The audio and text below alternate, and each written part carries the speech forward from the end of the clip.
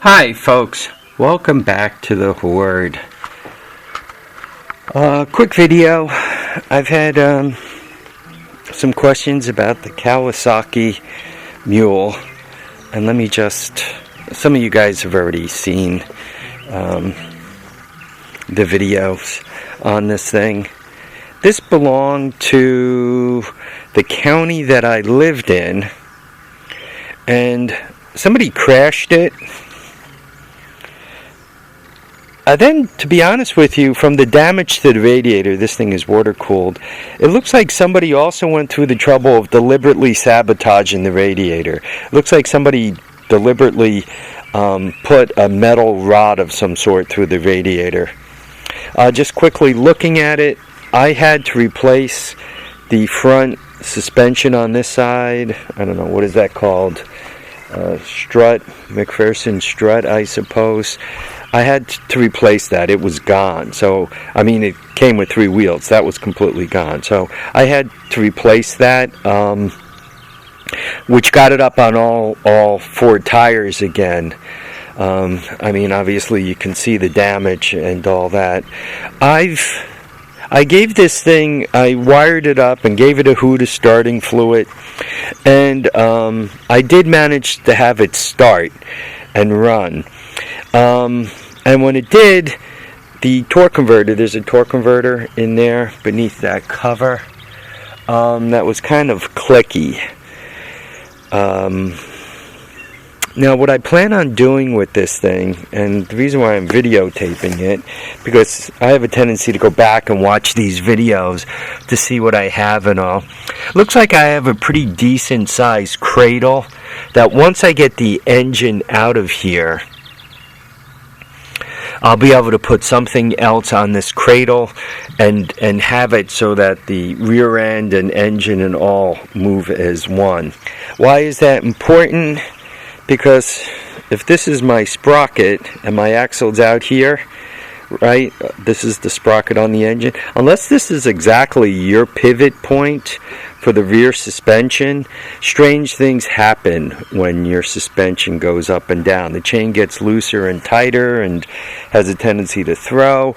If you have any play in it, you know, the chain starts riding cattywampus, so to speak, and throws off.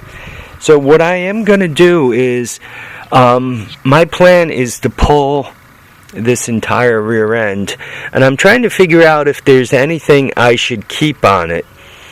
I'm obviously going to look at that starter. If that starter is the same starter as the Mojave, I'm going to be tempted to keep it. If the carburetors are the same as the Mojave or Lakota, I have a couple of those, so I would be tempted to keep that stuff. I normally keep hoses. I'm probably going to keep all those hoses from the air boxes there. I am going to keep the shocks and the exhaust system. But generally speaking, I mean, I'm going to cut up the wire harness as necessary, but the engine and rear end are going to go over the side. I'm going to probably keep the tires, because eventually I'm probably going to put new tires on it and put those on the front, the rims, so I kind of need those. I'm going to put those on the front of it. Yeah, my plan is to use a simple golf cart rear end and a torque converter. Probably I'm going to underpower this thing. I'm probably only going to put a Honda clone 6.5 horsepower electric start. Nothing exciting, completely boring. But I want this thing to be able to just drive about. I want, excuse the expression, but I want to make it like an idiot could drive it.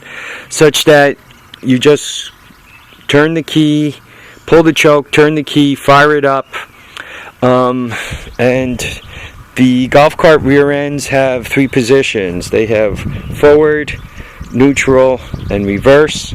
So you start it in neutral, you go forward or reverse, and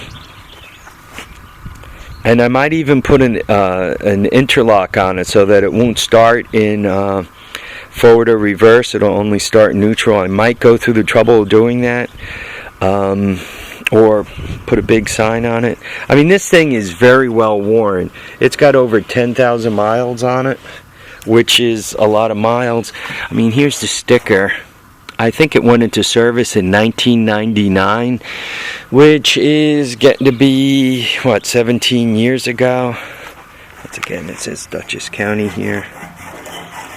Yeah, this was bought at an auction. A friend of mine bought it at an auction, and it kind of bounced around. It went from him to another friend of mine, and the other friend of mine who bought it was like, man, those things are worth $5,000. Then he got it home, and he realized what it would take to bring it back to life, especially considering the wire harness was a little puked up. And he said, screw it. And then I got it, and I don't know what I have into it. If I had a guess, I don't know, $350 plus or minus $100. Well, plus the front end, call it $400 plus or minus, well, $400. Make it, yeah, probably $400, and it might be on the plus side of it. Probably not a bad number, is, you know, $450 plus or minus $100. I might be into it a little deeper than I want to be. I really want to get this running because my son has the Kubota version of this up at the farm he works at, and we had to go get ice for a festival he was having, so the three of us were able to sit right on the bench seat. And not that we were all lumberjack size, but you know, my son's a little bigger than I am, and the other guy might have been a little narrow. He's probably a little taller, but a little narrower than my son and I. And the three of us fit right in there, and it wasn't like, you know, we were spooning each other or anything. We were able to sit right down. And this thing looks wide enough to be able to do that also. So, that's my plan. I'm not saying that if I wasn't offered the right amount of cash, that I wouldn't change my mind and part with the whole thing as a complete unit. And the reason why I'm saying that is you only have so much time and you only have so much space. And if I had the right infusion of coin, I got these other golf carts that I can theoretically do something with, right? And some of them are cool. I really do prefer doing what I plan on doing with the Kawasaki, but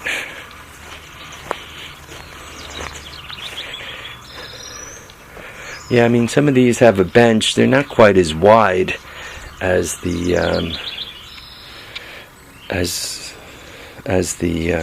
Mule, but anyway, so just a quick video on the tool, or on the Kawasaki. It's going to be a little while before I get to it. I got like many things going on, some family things with my kids. So I have to, you know, I got real estate deals and not that I'm moving, but I got a possible wedding coming up, not mine. I got stuff all over the place, many details I'm going to be dealing with. So if I get a little like, where's Harvey, or if it takes me a while to get back to the comments, just realize that I got a lot of stuff going on. I'm none of it bad. It's all good, right? You know, none of us are sick or wounded or anything like that. It's just a matter of, you know, a lot of family stuff, particularly this month in July. So that'll be keeping me busy. Anyway, folks, I really want to thank you all for watching and commenting and subscribing. Remember to keep your feet down, keep your head up, and please get out there and enjoy all your days. By the way, if anybody wants to whack some chipmunks, they have been such a pest. They love to come up behind me and squeal and scare the hell out of me. It's like, what the hell? So, alright folks, remember, feet down, head up, and get out there and enjoy all your days. Bye now.